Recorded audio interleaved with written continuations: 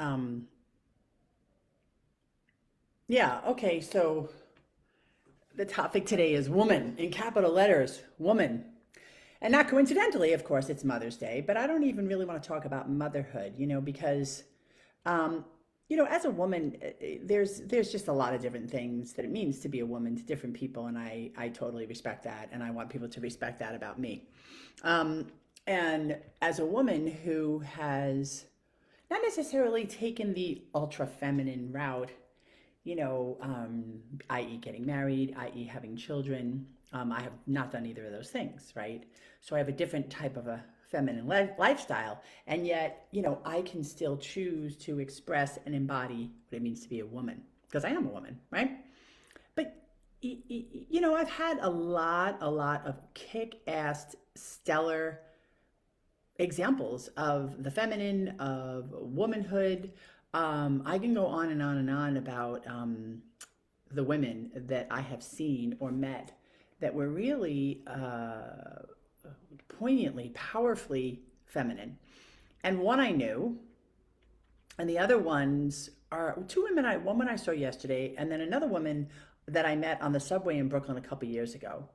And it wasn't like I have to tell you about these two women because the one I knew um, is absolutely, as far as I'm concerned, like one of the strongest and most powerful examples of the feminine of being a woman is a woman named Nicole Daedone.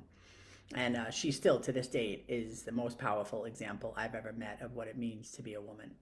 And but these two women who were not known to me, I watched them, and there was like I watched them move as women for a short amount of time, and I was struck by how beautiful they were. And what was really funny, and this is about Mother's Day, was that in both cases it was kind of about their children. So the one was this woman I saw on the subway in Brooklyn, and she was just there was just a way she was just sitting with her children on the subway, and her children looked happy, and she looked happy.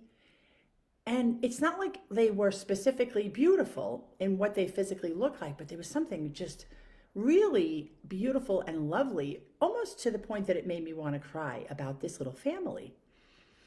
And even I said something to her, and she just emanated love. She emanated this kindness, this nurturing, and I said something. I said, you're so beautiful, and I could see it in your children, and uh, and she was just so grateful. And then the other one was this woman yesterday. I was having a smoothie with my guy, and this woman. She was sitting with her child and their husband, and as soon as we walked in and passed them, they both smiled.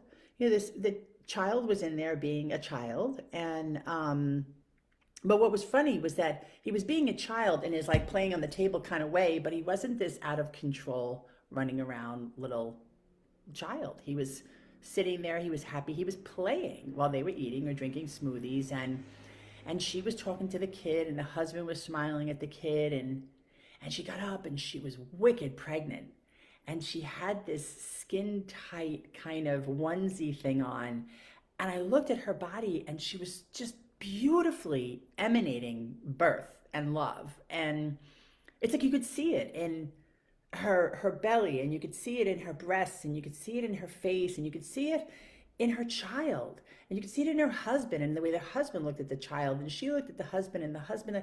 I mean, I could go on and on and on and on.